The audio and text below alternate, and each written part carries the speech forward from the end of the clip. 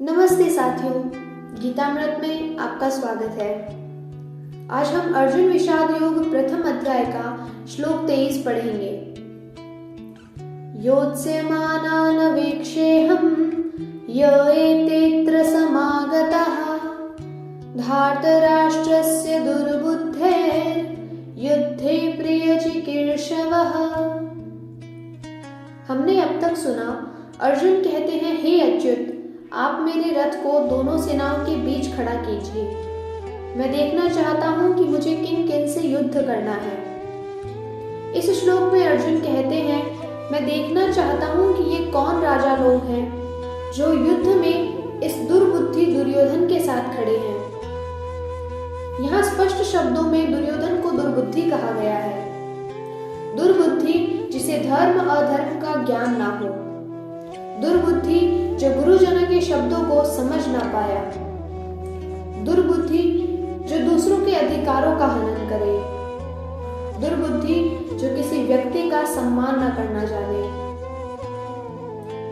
यहाँ सीधा दुर्बुद्धि दुर्योधन शब्द भी कहा जा सकता था, किंतु धार्तराष्ट्रस्य दुर्बुद्धेर्युद्धे अर्थात दुर्योधन को धृतराष्ट्र पुत्र कहकर संबोधित किया।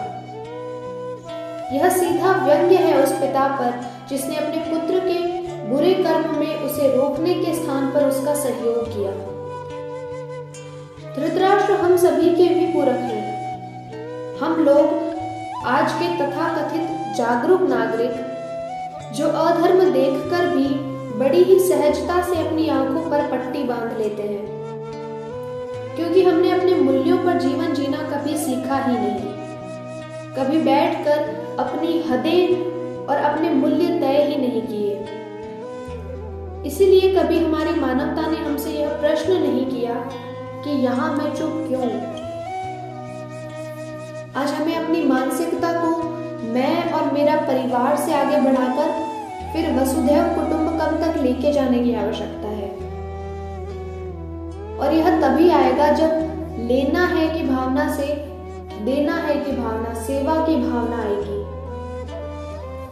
दुर्योधन विशाल साम्राज्य का शासक था, पर इतना सब होने के बाद भी क्या उसे शांति थी? आज हमने भी अपने जीवन में कई सुख सुविधाओं के साधन बटोरे हैं, पर क्या हम कह सकते हैं कि अब हमें कोई लालसा नहीं, मुझे शांति है? या क्या विश्व के सबसे अमीर व्यक्ति भी यह कह सकते हैं? कमी सबको लगती है, शांति किसी को नहीं। तो क्या आज यह प्रश्न नहीं है कि यदि धन में भी नहीं तो शांति, सुख और आनंद कहाँ है? साथियों, एवरीथिंग इज विद इन अस। परमात्मा भीतर है और वो परमात्मा ही आनंद सिंधु है। वही आनंद जो हम इस संसार में ढूंढ रहे हैं पर किसी को नहीं मिला। अगर हमें वास्तविकता में आनंद चाहिए तो हमें अपनी दिशा बदलनी पड़ेगी। इस संसार से हटाकर पुनः स्वयं में, भीतर में, उस परमात्मा में। और जो कि आप और हम कहीं भीतर यह सत्य जानते हैं, इसीलिए ही आज भगवत कृपा से गीता रूप अमृत का सेवन कर रहे हैं।